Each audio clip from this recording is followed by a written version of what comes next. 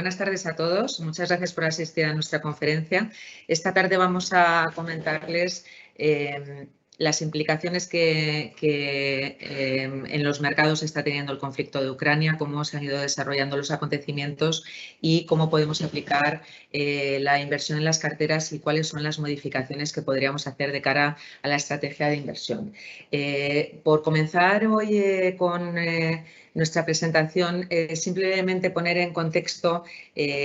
lo que todos conocemos de las últimas noticias que se han ido desarrollando estos días atrás, sobre todo este fin de semana, pero sobre todo el recalcar que nos encontramos ahora mismo en un momento en el que el conflicto ha llevado a un punto de inflexión a nivel económico, a nivel político y a nivel global desde todos los ámbitos que podamos ver este conflicto. En ese sentido, lo que observamos es que tenemos un punto de inflexión en cuanto a las relaciones geopolíticas en la zona de Europa del Este, en un momento en el que la economía global estaba saliendo estaba haciendo una reapertura, como saben ustedes, después de la época de la pandemia, en un contexto en el que estábamos asistiendo a un repunte fuerte que ya venía desde hace tiempo de los precios del crudo. Cuando Rusia ha decidido avanzar en este sentido e intentar atacar el país de Ucrania, pues bueno, ha puesto de manifiesto pues ese punto de inflexión, por ejemplo, del lado de una crisis humanitaria, puesto que está provocando uno de los mayores éxodos humanitarios a los que estamos asistiendo en los últimos tiempos, el descrédito al que habíamos asistido en los últimos años por parte de la OTAN y que ahora mismo pues, ha tenido que volver a coger algo más de protagonismo. También hemos asistido este fin de semana a un punto de inflexión en cuanto a la postura que ha adoptado Alemania, como saben ustedes, de cara a volver a incrementar ese gasto en armamento y a volver a posicionarse con una actitud algo más protectora y algo más reactiva. Lo que también ha provocado ha sido pues, una reacción en cuanto a sanciones por parte de la comunidad internacional.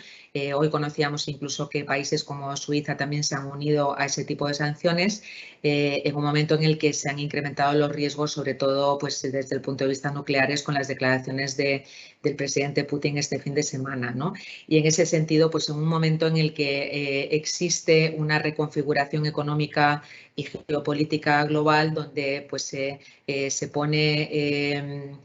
algo más de visibilidad encima de la mesa pues, del papel que podría jugar India o China o, por ejemplo, organismos como la ONU de cara a este conflicto, ¿no? También es importante y es relevante el saber qué puede ocurrir a partir de ahora con los países colindantes a Rusia y cercanos a Ucrania. En ese sentido, pues bueno, el papel que está jugando Bielorrusia, por ejemplo, y la posición interna política que podría tomar Rusia, por ejemplo, con motivo de que a lo mejor estuviéramos asistiendo a un malestar por parte de los oligarcas, una vez que hemos conocido que también las sanciones se están aplicando de una manera bastante dura a los capitales o a la riqueza de estos oligarcas, ¿no? En ese sentido, pues bueno, lo que hemos conocido estos días ha sido unas sanciones que, como saben ustedes, van desde el lado financiero hasta pues el lado social o militar. Tenemos sanciones financieras, sobre todo la que más ruido está haciendo y la que más daño podría hacer a Rusia sería pues el meter a los principales bancos, mejor dicho, retirar a los principales bancos rusos del sistema global de interconexión, de liquidación y de transferencias SWIFT, de tal manera que los bancos rusos no podrían cobrar o transferir dinero a través de ese sistema global. Lo que pasa que también es sabido que esos bancos han estado este tiempo atrás trabajando en poder utilizar el sistema equivalente chino. También congelar algunos activos de bancos en lo que es el sistema financiero internacional. y, como decía antes, pues también congelar los activos de esos oligarcas rusos, que podría hacer que Rusia y Putin pues tuvieran cierta presión en ese sentido. También a nivel económico e industrial, prohibiendo la venta a Rusia de productos de alto componente tecnológico o la venta de productos de doble uso militar y civil, o financiación a las exportaciones o cualquier otro tipo de boicot que estamos conociendo a la venta de productos rusos en algunos estados miembros de la eurozona o en Estados Unidos. Y luego pues también otras sanciones de tipo social, pues a nivel deportivo y demás, ¿no? Por otra parte, también estamos conociendo noticias que han sido algo más alentadoras este fin de semana, en el sentido que la eurozona pues, podría ir avanzando en ayudar a Ucrania desde el punto de vista militar. Dicho todo esto, lo que está claro es que este acontecimiento y este riesgo que estamos teniendo de conflicto que podría ser más alargado en el tiempo puede, desde luego, provocar una ralentización económica. Antes de esto tenemos que ver cómo podría reaccionar Rusia, y en ese sentido es bueno resaltar que Rusia hasta ahora ha estado acumulando reservas internacionales del entorno del 38% de su PIB, que esto es un porcentaje elevadísimo y que desde luego pone de manifiesto que Rusia se ha estado preparando para este conflicto para, en ese caso, tener las suficientes reservas como para poder sobrevivir. En cualquier caso, esas sanciones que hemos comentado anteriormente, pues son unas sanciones que podrían llegar a bloquear parte de esas reservas, pero bueno, esto de todas maneras hay que tenerlo en cuenta porque bueno, es conocido que Rusia, por ejemplo, en el caso del oro, acumula unas reservas que son importantes y en ese sentido pues podría tener algo más de resistencia, pero desde luego es muy llamativo que el Banco Central de Rusia, desde luego cuantificado en dólares, acumula, como les mostramos en la página que están viendo ustedes, pues del orden de 600, casi 50.000 millones de dólares, que es un máximo histórico en esas reservas. Como comentaba antes, este contexto está haciendo que estemos asistiendo a unas revisiones a la baja del crecimiento económico global, en un momento en el que ya les habíamos comentado en otras conferencias, en el que podíamos estar llegando al final de un ciclo y que habíamos iniciado además este tiempo atrás un nuevo ciclo de subida de tipos de interés que se nos presentaba en breve. Como saben, las primeras semanas del año estuvieron caracterizadas pues, por ese temor que había a la nueva normalización de tipos por parte de los bancos centrales, sobre todo en el caso de la Reserva Federal, pero incluso con mensajes algo más restrictivos por parte del Banco Central Europeo, pero que coincidían también con un momento en el que se estaban empezando a ver revisiones a la baja de ese crecimiento económico y además pues con un contexto de una inflación al alza que ponía en peligro esa normalización de tipos y ese aterrizaje suave de la economía, como digo, un momento en el que la economía se estaba empezando a ralentizar y además pues con ciertos riesgos que teníamos ya a nivel global, como era la ralentización del crecimiento económico chino y demás, y en cambio con un momento especialmente bueno para el caso de Europa, con esos planes de recuperación post-pandémicos y que iban a hacer pues que tuviéramos un momento algo más especial. Como decimos, la duración de la guerra, pues desde luego, más allá de las consecuencias que pueda tener sociales, humanitarias y demás, tiene unas consecuencias económicas y podrá tener un impacto en cuanto al crecimiento económico global, que como ven ustedes, pues vemos que podría trasladarse en una reducción en cuanto a, por ejemplo, estamos hablando en el caso de la eurozona de 0,6 puntos porcentuales por el impacto propio de la invasión rusa en Ucrania, ¿no? Con lo cual, pues bueno, esto es el resultado de, sobre todo, el tener un entorno de unos precios del petróleo al alza que encarece el suministro de energía, unas tensiones inflacionistas que son crecientes y que por el momento no se pueden frenar demasiado con una política monetaria más restrictiva, puesto que es una inflación que viene más por el lado de costes, pero que desde luego, sin duda, esos costes que se trasladan a los costes de producción se trasladan también al sentimiento económico y, por lo tanto, pues si el conflicto de Ucrania continúa en el tiempo, pues desde luego se puede desembocar en una ralentización económica mucho más marcada. También, como decía, pues bueno, ese repunte de las perspectivas de inflación desde luego va a perdurar en el tiempo y ya tenemos pues unas perspectivas de inflación que antes de la guerra eran ya acusadas, pero que veíamos que para finales de este año o bien entrado el 2023 se podrían ralentizar y que sin embargo ahora pues vemos, y así lo ha reflejado las perspectivas de los break-even de inflación en el mercado de bonos ligados a inflación, pues ha reflejado que volvemos a tener repuntes en esas perspectivas, puesto que el coste de la energía y el encarecimiento de en general las materias primas, tanto energéticas como de materiales y de productos de agricultura y demás, y de grano, pues pueden hacer desde luego que esa inflación persista y se vuelva más estructural en el tiempo, ¿no? Con lo cual podríamos tener un riesgo de shock de oferta y que eso se trasladaría, como digo, pues a los precios en general del gas natural y de todo tipo de materias primas. Por lo tanto, por concluir en este sentido, lo que tenemos es una amenaza de un conflicto que se pueda alargar en el tiempo, que desde luego las negociaciones van a durar aún unos días y que estamos expuestos a una volatilidad mayor de mercado, como hemos asistido en las últimas sesiones y en las últimas semanas, que se replantea dentro de este contexto la seguridad energética a nivel europeo y a nivel global, pero que eso puede dar lugar a una reconfiguración algo mayor y a una reconstrucción en cuanto a los flujos de energía y cómo esa energía viene a Europa. Y luego, pues, por supuesto, el impacto en la economía, por supuesto, rusa, pero también esas revisiones a la baja que veíamos y que todo esto vendrá determinado por la duración que pueda tener el conflicto. Por el momento, nuestro escenario base es que el conflicto no debería llegar a ser a una situación extremadamente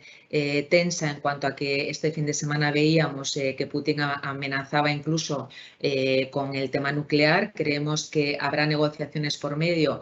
con las que podremos salvar ese escenario, pero en cualquier caso se prolonga en el tiempo y se incrementa la posibilidad de que nos adentremos en un conflicto pues algo más duradero y por lo tanto con más volatilidad en el mercado, con más tensiones inflacionistas y con más pues bueno, en general más revisiones a la baja económicas con las cuales hay que reconfigurar la composición de cartera y ver realmente lo que nos conviene tener o no. En este sentido paso la palabra a Nicolás López, que nos va a mostrar lo que ha hecho el mercado y para más adelante volver a pasar a la estructura de cartera de cara a la estrategia de inversión.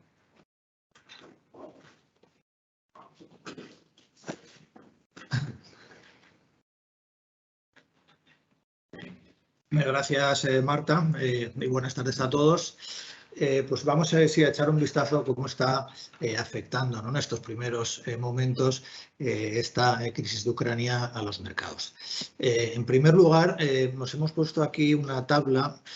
para ver cómo ha afectado en el pasado pues, acontecimientos bélicos que ha habido a lo largo del siglo pasado, qué impacto ha tenido en concreto, pues en este caso en el S&P 500.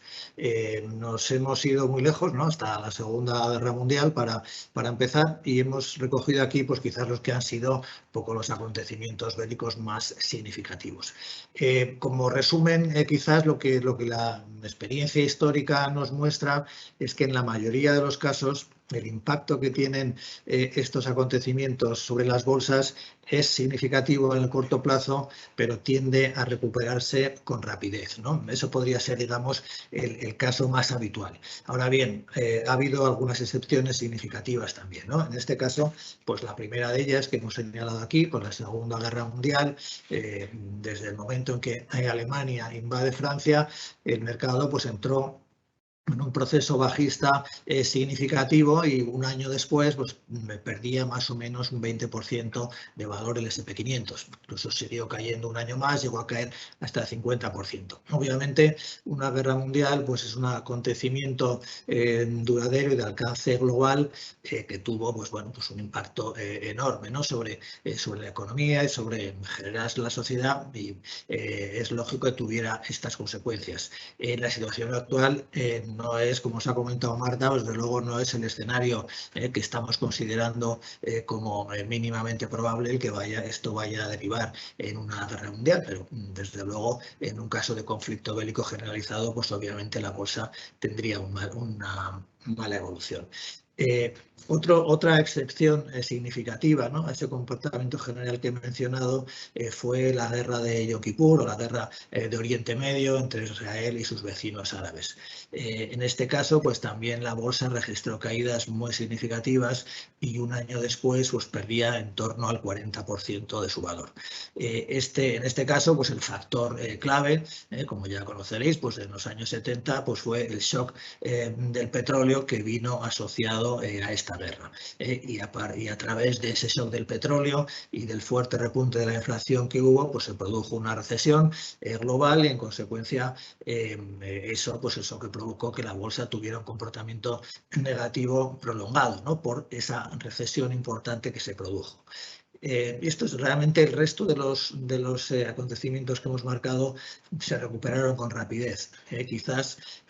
una pequeña excepción, pues la guerra de Irak, la invasión de Estados Unidos cuando Irak invade Kuwait, pues ahí se prolongó quizás durante 6 meses, también porque por el efecto que tuvo sobre el precio del petróleo, ¿no? Entonces, bueno, ya vemos que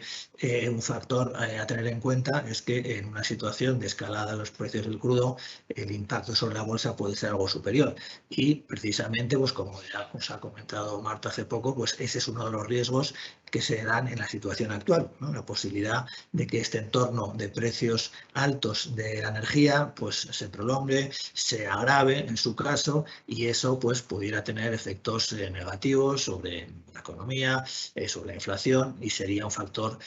bueno, que podría prolongar la situación actual de las bolsas. Si vemos, aquí os hemos puesto un poco el impacto que está habiendo en los mercados rusos, ¿no?, en la bolsa rusa.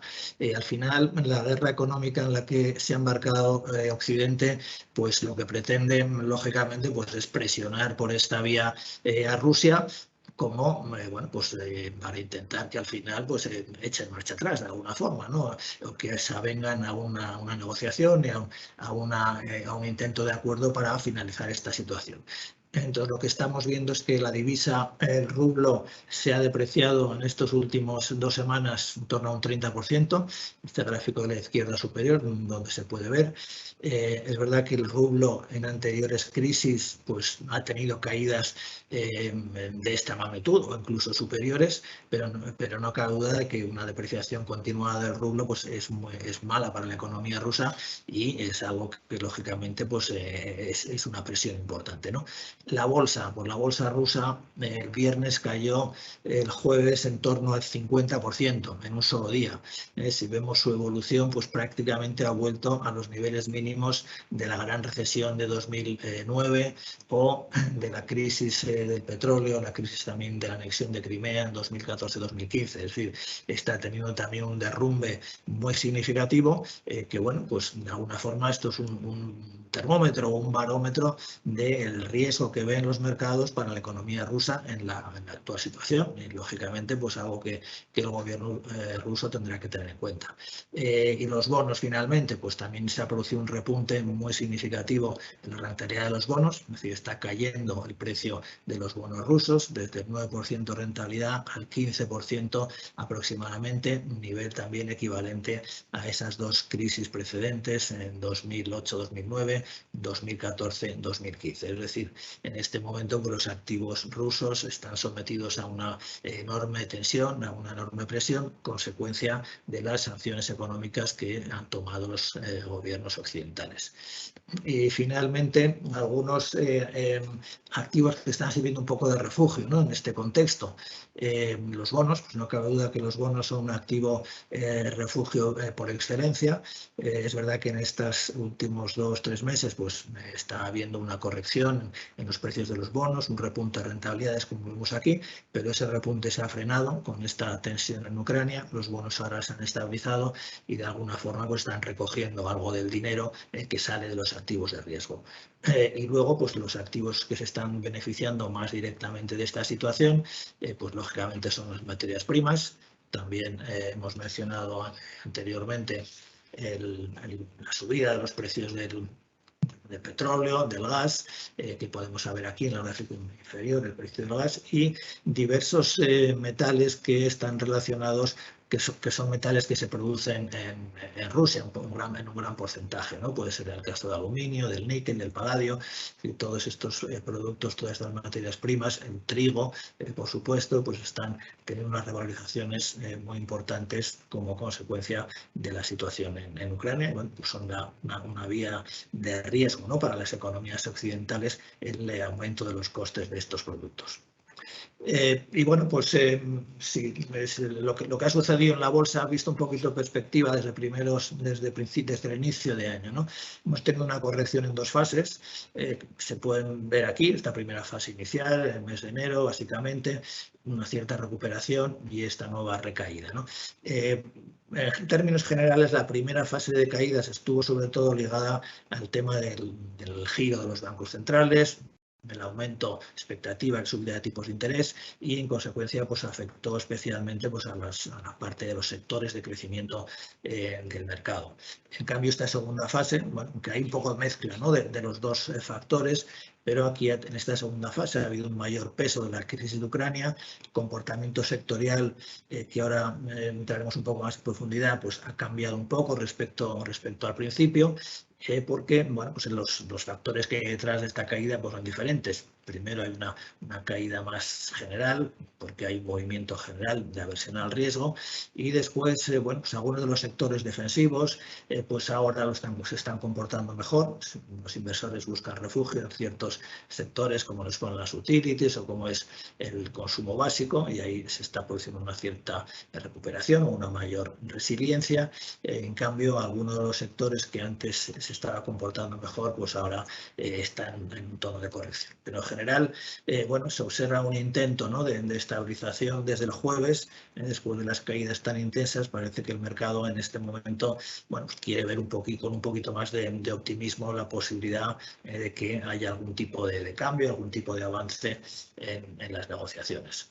Y visto en términos geográficos o en términos de áreas geográficas, desde el principio de año, pues donde estamos viendo un mejor comportamiento, pues es en la bolsa de Reino Unido, por su composición sectorial, muchas compañías de materiales, exposición a materias primas, también sector salud, que tienen peso en este índice. Después, bueno, una cierta sorpresa este año por los emergentes. Habían tenido, es verdad, un muy mal año 2021 y en consecuencia, pues aquí los mercados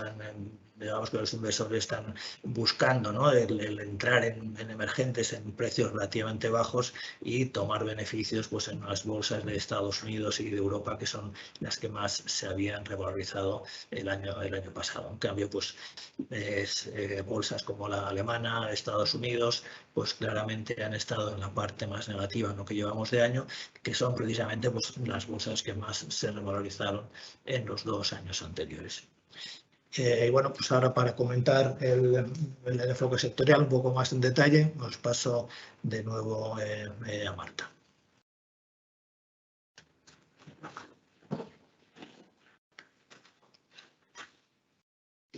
Sí, de nuevo por volver un poco a la construcción de cartera,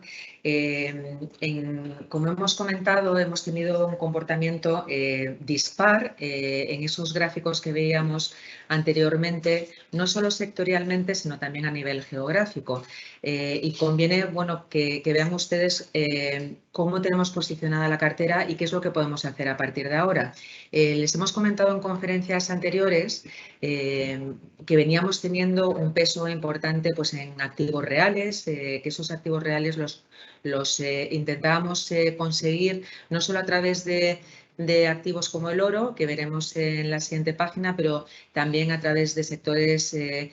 como pueden ser los materiales o el sector inmobiliario, o a lo mejor temáticas como las infraestructuras, donde confluyen pues, compañías de sectores pues, como a lo mejor de utilities o de telecomunicaciones, que al final hacen que muchos de los activos que tienen o de los negocios a los que se dedican pues estén más relacionados con los activos reales y que por lo tanto nos protegen más ante un entorno, por ejemplo, de inflación, que era el motivo por el cual los teníamos en cartera, pero que ahora también nos pueden proteger en un contexto como el actual de inestabilidad, incluso en un momento en donde podríamos tener una circunstancia bélica, algo más de tipo convencional, y que por lo tanto esos activos reales pues, pueden cobrar algo más de protagonismo. También por otra parte veníamos tiempo diciendo que había que reequilibrar un poco los sesgos de cartera en cuanto a compañías catalogadas más como de crecimiento y que por tanto eran más sensibles en su valoración a subidas de tipos de interés. Esas compañías de crecimiento estuvieron mucho más presentes en nuestras carteras hasta el año pasado incluido, pero es verdad que ya el año pasado empezamos a reequilibrar un poco y a principios de este año hemos hecho un giro ya en enero y a principios de febrero bastante importante, y quisimos reequilibrarlo hacia compañías y sectores más catalogadas como de valor, pues porque son en general sectores y compañías que tienen menos sensibilidad a esa subida de tipos. Como bien comentaba antes Nicolás, a principios de año tuvimos un contexto de mercado en donde el foco estaba puesto en esa normalización de tipos por parte de los bancos centrales, bien porque ya habían empezado a subir, como era el caso del Banco de Inglaterra, pero también otros casos como la Reserva Federal, que nos avisaba que ya iba a empezar con una normalización bastante agresiva, y en Europa pues que se iba a acercar el final de esa política expansiva. En ese momento pues nos posicionamos hacia, como digo, un giro hacia más sesgo value, y de esa manera, como ven ustedes en el gráfico que les estamos mostrando ahora mismo,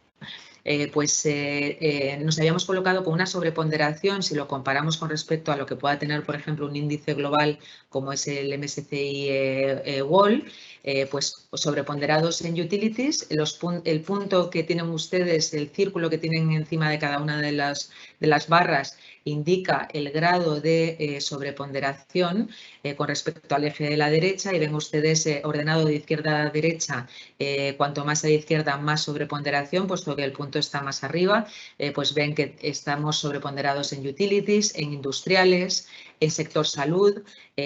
al que hicimos un giro bastante importante y que les comentamos en la conferencia anterior. Materiales también tenemos una sobreponderación importante, con la que ya llevábamos con esta convicción pues desde el año pasado, todo el año, una sobreponderación en energía que nos colocamos con algo más de sobreponderación hace ya un par de meses, y luego ya algo más neutrales en el consumo cíclico, en sectores como el inmobiliario o sectores como el consumo defensivo o tecnología, que en esta última pues nos habíamos bajado recientemente y lo habíamos pasado a infraponderación, precisamente con el objetivo de reequilibrar esos sesgos y derrotar algo el peso desde compañías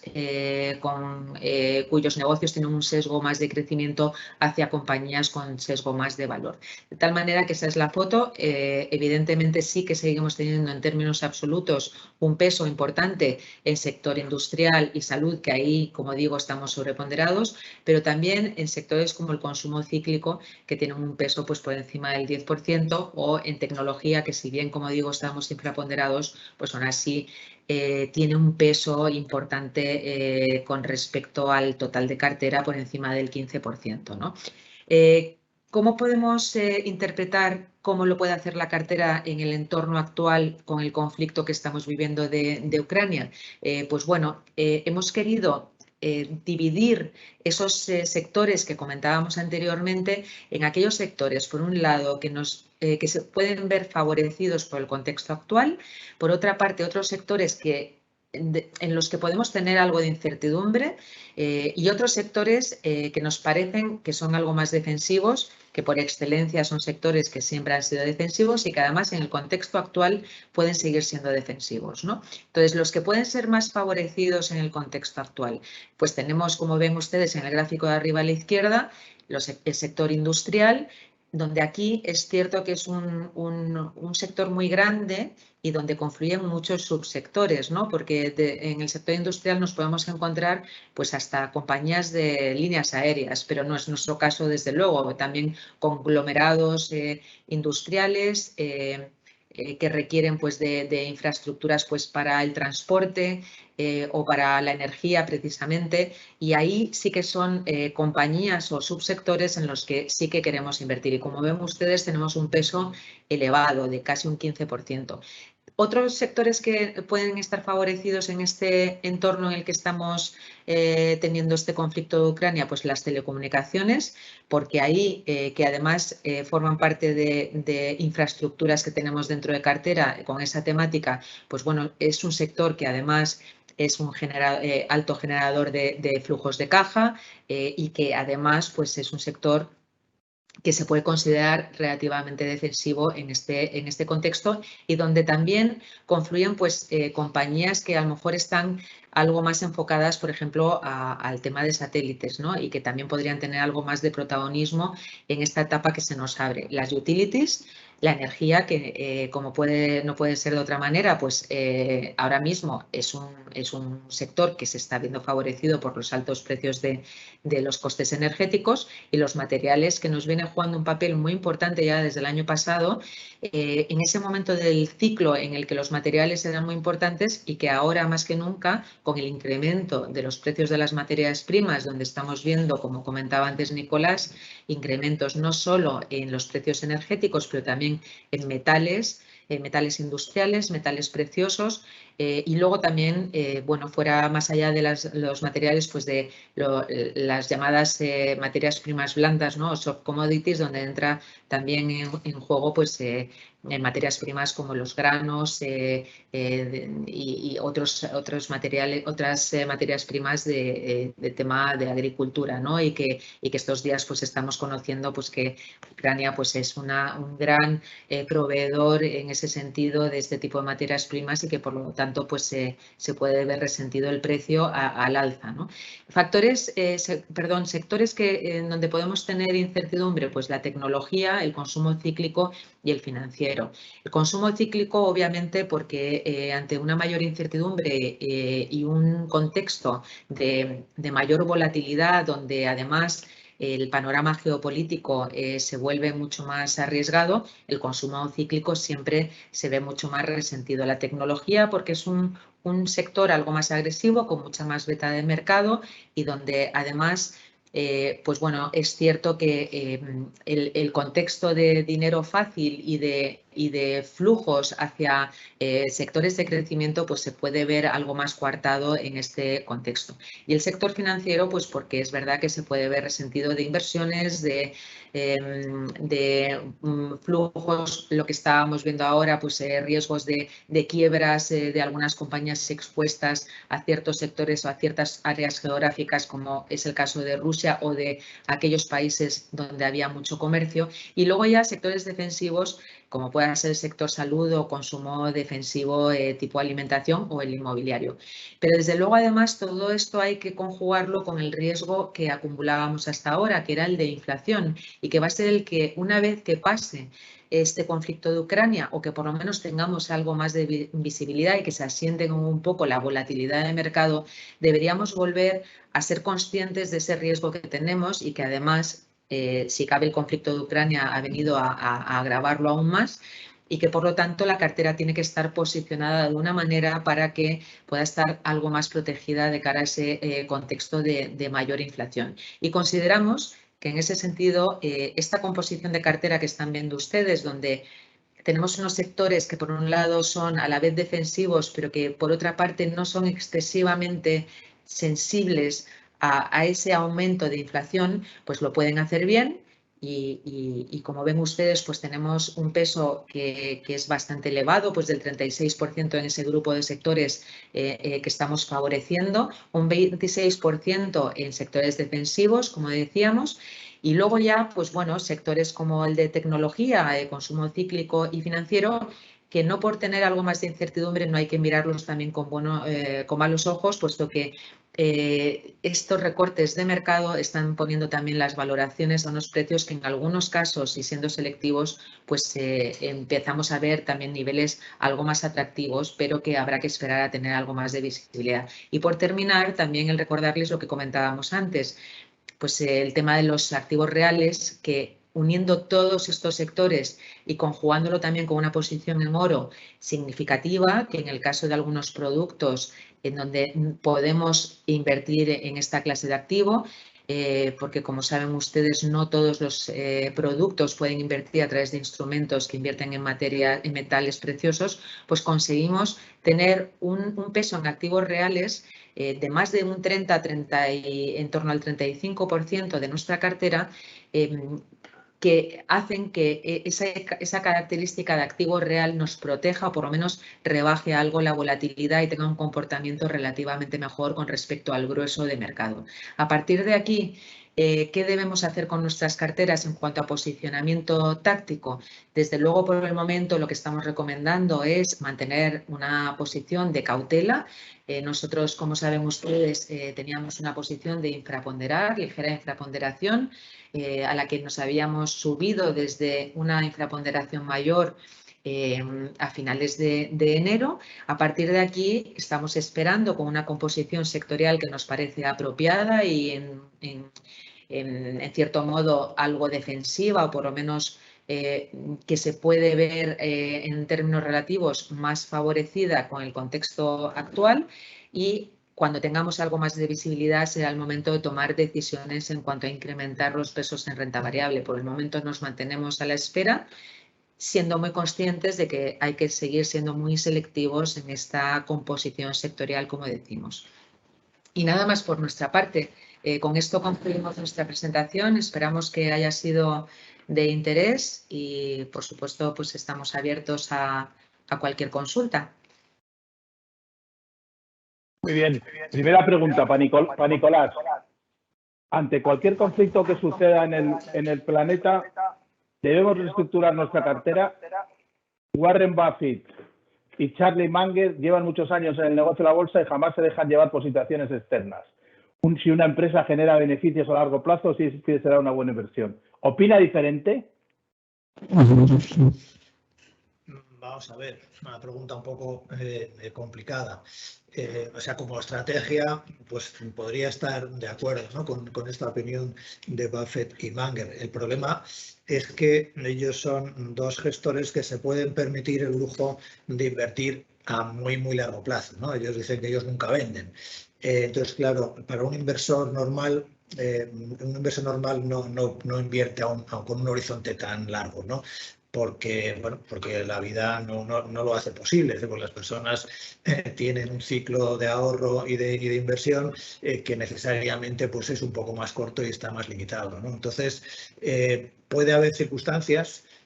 no digo que sea la actual, pero en general pues puede haber circunstancias que para un determinado inversor aconsejen,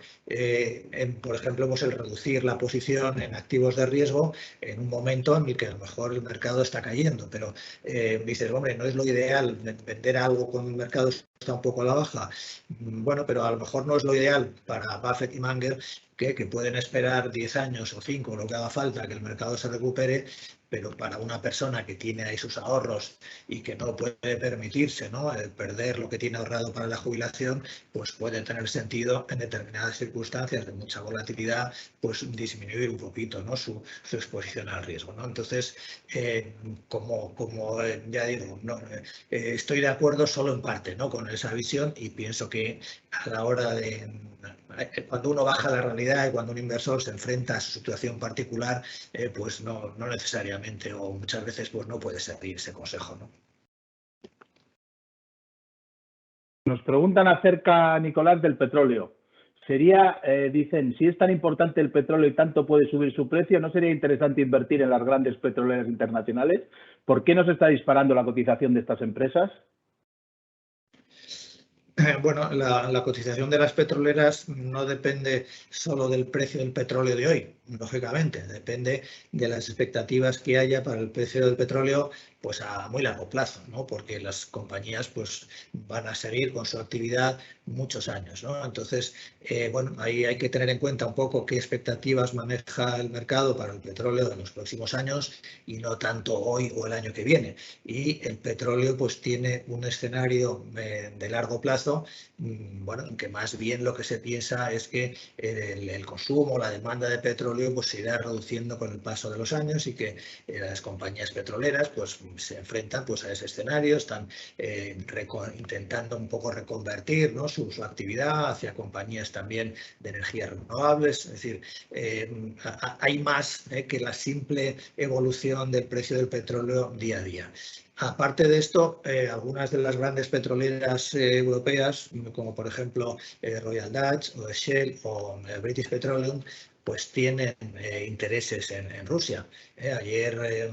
o el viernes conocimos la noticia, el anuncio de British Petroleum, que había decidido salir de una joint venture, una inversión que tiene con la petrolera rusa Rosneft. Esa salida le va a costar nada menos que 25.000 millones de euros que va a tener que provisionar como pérdidas, precisamente pues por abandonar, ¿no?, esa inversión en Rusia. En consecuencia, también esto está afectando, ¿no?, que algunas de las petroleras pues van a registrar pérdidas por esta situación y porque van a verse forzados a salir de Rusia. Pero bueno, si el precio del petróleo se mantiene en estos niveles o sigue subiendo, pues al menos las compañías petroleras, pues lo normal es que tengan un comportamiento promedio mejor del mercado. Pasa que habían subido también mucho, ¿no?, en estas primeras semanas del año y bueno, pues tampoco se puede mantener esa subida continuamente. Marta nos pregunta si sería una buena estrategia apostar por fondos de activos no cotizados para eliminar la volatilidad actual de los mercados y apostar por una rentabilidad a medio plazo. Activos no cotizados. Bueno, es cierto que en este contexto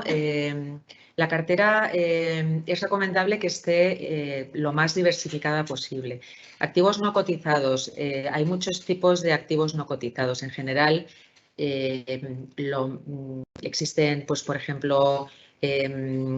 préstamos que tienen una cotización o una liquidez que se extiende algo más en el tiempo. Desde luego, los activos no cotizados son activos que muchas veces, precisamente por no tener una liquidez rápida, pueden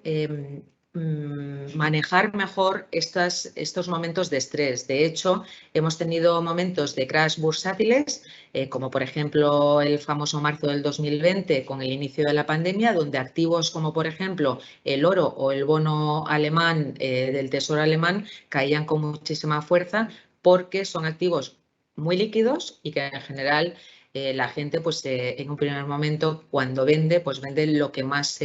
líquido es, independientemente de la calidad o las perspectivas que haya. Cuando tenemos activos no cotizados en cartera, tienen una ventaja y un inconveniente. La ventaja es que muchas veces nos permite el tolerar mejor el riesgo, puesto que no estamos viendo la fluctuación y la volatilidad en cartera. La falta de liquidez hace que no haya una presión vendedora que muchas veces se produce en este tipo de momentos de mercado, pero tiene el inconveniente de que se paga más ese activo pues porque tiene menor liquidez. Como todo, en una cartera de inversión lo recomendable es tener una pequeña parte y tener una cartera ahora mismo estructurada con una diversificación muy equilibrada, que ya insistíamos en las conferencias pasadas, porque es un momento para equilibrar las carteras y no hacer unas apuestas excesivamente marcadas, porque ya hemos visto en esos gráficos que mostrábamos hace unos minutos, pues que estamos teniendo unos comportamientos muy dispares entre distintos sectores, distintas zonas geográficas, y que además nos adentramos en un momento en el mercado, por si mañana de repente, desde el punto de vista bélico, tenemos una resolución por cualquier tipo de negociación, y en ese momento, pues a lo mejor, si nos hemos colocado en una convicción demasiado defensiva, pues podemos perdernos también un rebote que podamos tener de mercado, que como mostraba además antes Nicolás, pues se suelen producir cuando pasados unos días el mercado deja de caer, y en ese momento suele venir acompañado de un rebote de mercado durante unos días mientras dura esa recuperación, ¿no? Nicolás, preferencias, Estados Unidos, Europa, growth, value, el dólar.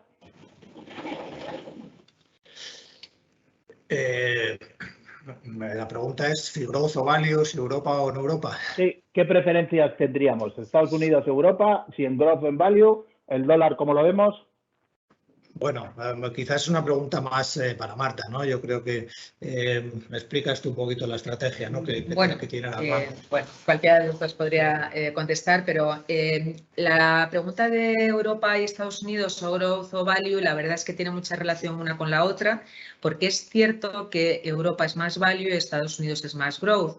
Independientemente de cuando uno invierte en un índice normal de Europa, un índice normal de Estados Unidos, uno ya está implícitamente invirtiendo más en value a través de Europa o más en growth a través de Estados Unidos. Ahora mismo hemos tenido un giro importante a principios de año, y ya el año pasado tuvimos varias rotaciones de growth a value,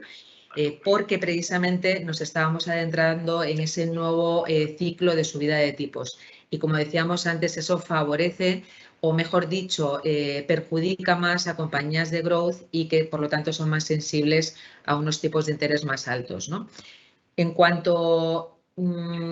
este conflicto pase, que desde luego si pasa dejará unas secuelas que, como hemos visto, que no van a ser desde luego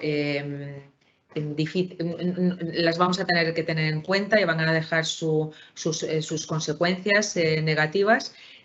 Creemos que sí que es cierto que el growth va a tener una evolución quizás algo menos boyante de lo que ha tenido este tiempo atrás, precisamente porque esa inflación sigue estando ahí, si cabe ahora más, y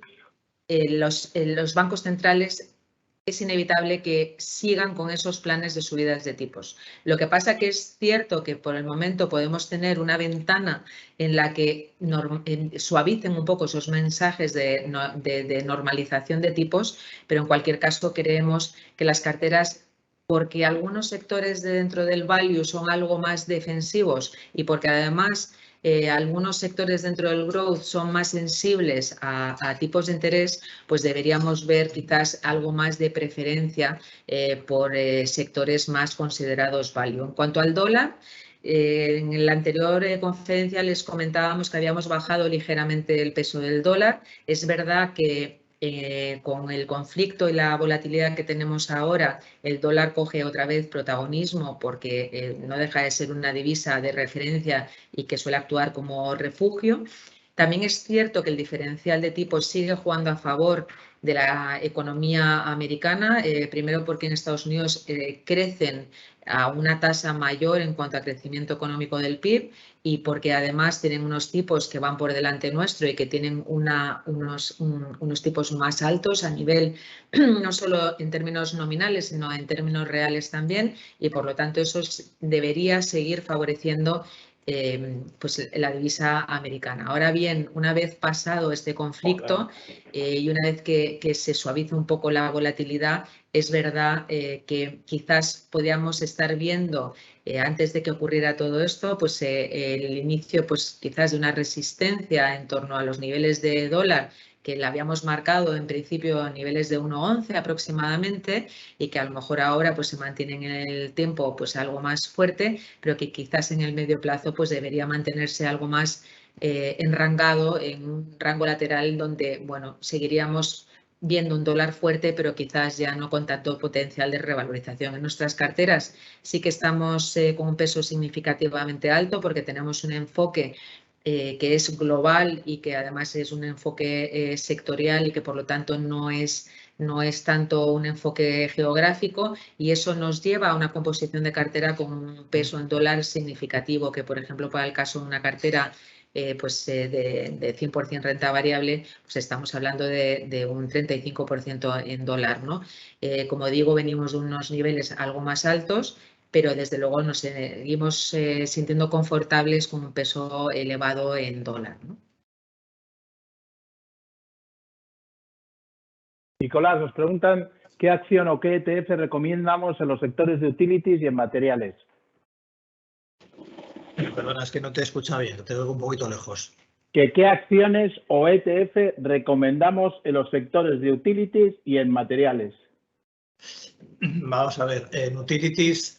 nosotros los valores que tenemos en cartera ahora mismo son Iberdrola, Enel y la estadounidense NextIran. En general son compañías, digamos, de gran tamaño, compañías muy diversificadas, tanto de negocios como geográficamente, y además con una exposición importante a renovables, ¿no? Hemos visto que uno de los movimientos que se produjeron la semana pasada ante la situación, ¿no?, que crea la guerra en Ucrania, fue una recuperación significativa, ¿no?, del sector de renovables, porque bueno, pues se puede pensar, creo que con buen criterio, que esta situación, si acaso, pues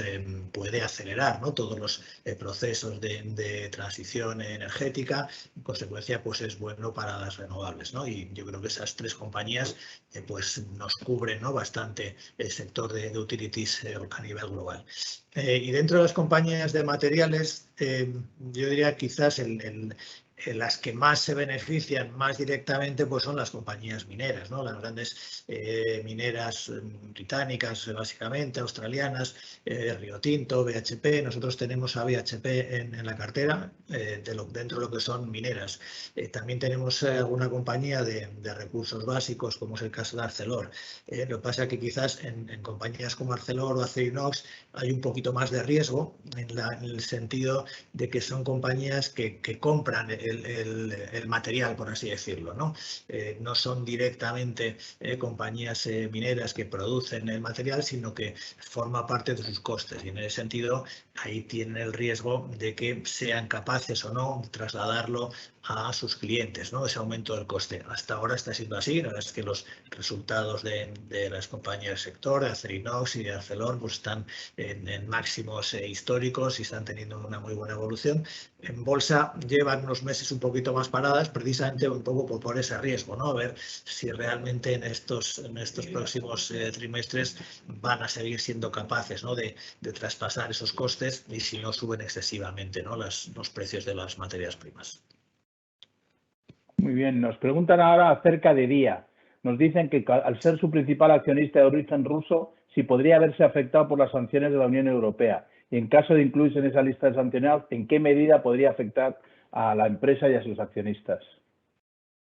¿Qué compañía me has dicho, perdona? Dia, supermercados.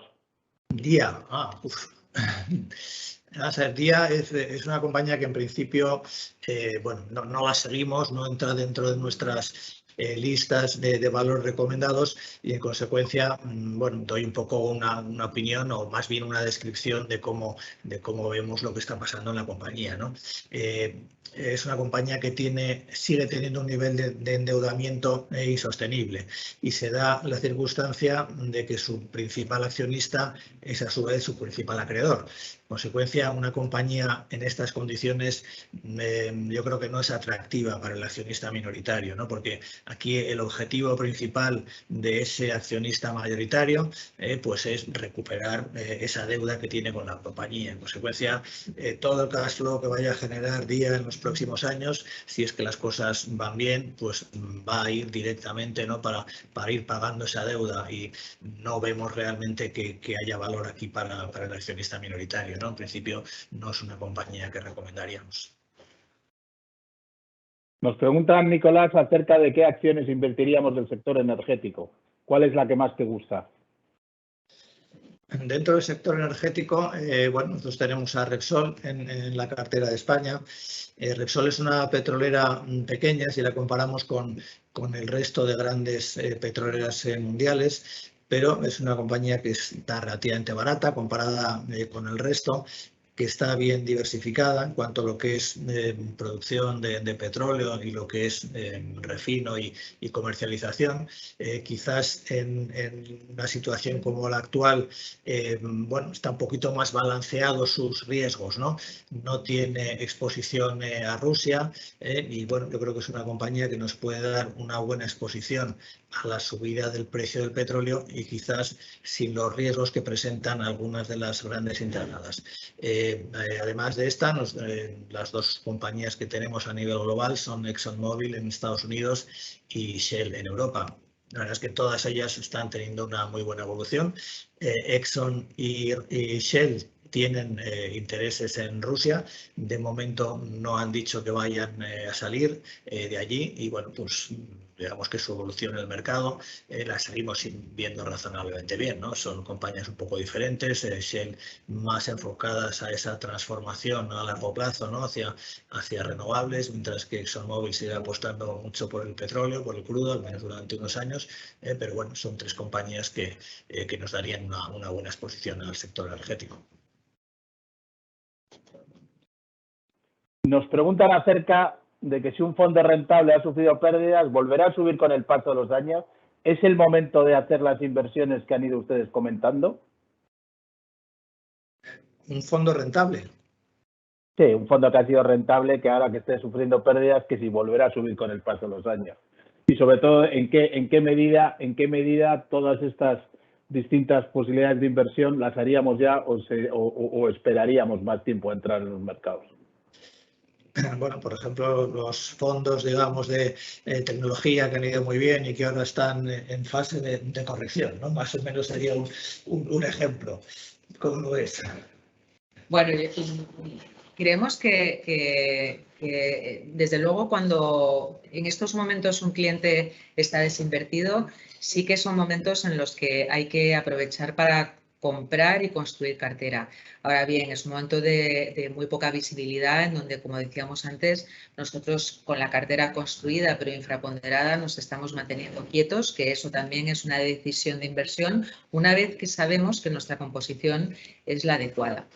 ¿Cuáles son aquellos activos que si el mercado recupera podrían recuperar lo suficientemente bien como para poder aprovechar este momento de entrada? Pues indudablemente si se produce un rebote de mercado, que suele ocurrir, como decíamos antes, aunque sea un rebote para luego volver a caer, si vamos a un entorno pues de un contexto bélico muy malo o si no, todo lo contrario, pues que verdaderamente se ha encontrado una solución al problema y que la economía vuelve a recuperar y que volvemos a coger una senda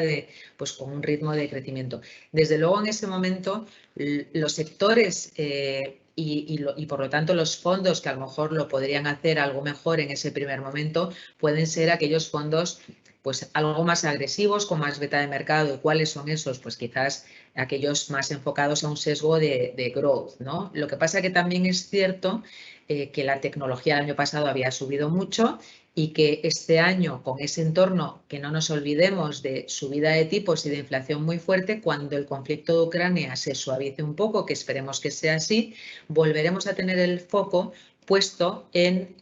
aquellas compañías que pueden ser más resistentes a un entorno de subida de tipos. Y entonces en ese contexto, desde luego, quizás la tecnología lo podría hacer algo peor, ¿no? Con lo cual, la conclusión es que para un primer momento de rebote fuerte de mercado, algo más con cierto revulsivo, ¿no? de mercado, pues quizás la tecnología o aquellos fondos más enfocados a tecnología. Y en ese sentido, si uno quiere ir por el lado geográfico, pues quizás, como comentábamos antes, habría que ir más por el lado de Estados Unidos. Si en cambio queremos tener una cartera que ya sea una inversión más de medio plazo, siempre equilibrando y teniendo un poco de todo, porque no se puede, como decíamos, tener una apuesta demasiado marcada este año en ese sentido, pues quizás el tener algo más de peso en Europa o en aquellos sectores que son más value o también, por otra parte, en otros sectores algo más defensivos, pues desde luego también puede ser una buena opción, ¿no? Muy bien, pues muchas gracias, Nicolás y Marta. Hasta aquí ha sido la presentación de hoy. Muchísimas gracias a todos ustedes por habernos atendido. Muchas gracias.